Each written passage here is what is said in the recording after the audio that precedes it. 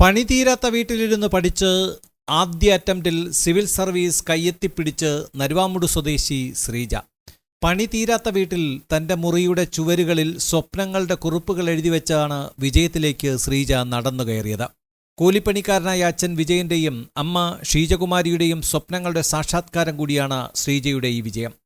നെല്ലിമൂട് ക്രിസോസ്റ്റത്തിലും പട്ടം saint മേരീസിലും തുടങ്ങി വിദ്യാഭ്യാസം Madras Christian കോളേജിലെത്തുമ്പോൾ civil service എന്ന മോഹം തുടങ്ങി. പിന്നെ കടുത്ത പരിശ്രമം. ഫോർച്യൂൺ അക്കാദമിയിൽ ചേർന്നതോടെ ശ്രീജ തന്റെ ജീവിതത്തിൽ സിവിൽ സർവീസ് മോഹം അരക്കിട്ടുറപ്പിച്ചു. സ്വപ്നങ്ങൾ ചുവരിലെഴുതിക്കൂട്ടിയ ശ്രീജ വിജയത്തിലും തന്റെ പരിമിതമായ സാഹചര്യം പറയാൻ മടിക്കുന്നില്ല.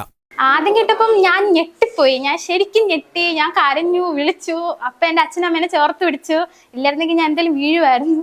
അപ്പം ശരിക്കും ഞാൻ ഞെട്ടി. എൻ്റെ ടീച്ചേഴ്സും പാരൻസ് ഒക്കെ പറയുമായിരുന്നു എനിക്ക് എന്തെങ്കിലും റാങ്ക് കിട്ടും എന്ന്. പക്ഷെ 57 കിട്ടും ഞാൻ എക്സ്പെക്ട് ചെയ്തില്ല. ഈവൻ ദോ 15 വേണം എന്ന് എനിക്ക് ആഗ്രഹം ഉണ്ടായിരുന്നുവെങ്കിലും അതെനിക്കൊരു ആങ്കർ ആയിരുന്നു ഈ വർക്ക് ചെയ്യാൻ വേണ്ടിയിട്ട്. അപ്പം at the end of the day എനിക്ക് ഓൾ ഇന്ത്യ റാങ്ക് 57 കിട്ടി. ഒത്തിരി സന്തോഷമുണ്ട്. ഇന്റർവ്യൂ എല്ലാം ഭയങ്കര നല്ലതായിരുന്നു. ഭയങ്കര കോൺവെർസേഷണൽ എൻഗേജിങ് ബോർഡായിരുന്നു. അതൊരു മെമ്മറബിൾ എക്സ്പീരിയൻസ് ആയിരുന്നു എനിക്ക്. ഞാൻ എന്നും ചെറിഷ് ചെയ്യും ആ ഒരു ഹാഫ് ആൻ അവർ.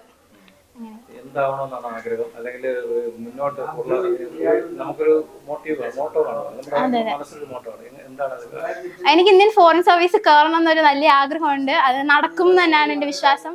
അപ്പോൾ രാജ്യത്തിലെ ഓരോ ആൾക്കാർക്കും വേണ്ടിയിട്ട് എന്നെക്കൊണ്ട് പറ്റുന്ന രീതിയിൽ സേവനം ചെയ്യുക, എൻ്റെ രാജ്യത്തിനെ പ്രൗഡ് ആക്കുക ഇൻ ദി ഇന്റർനാഷണൽ പ്ലാറ്റ്ഫോംസ്. ഇതാണ് എൻ്റെ ഇപ്പോഴത്തുള്ളൊരു ആഗ്രഹം.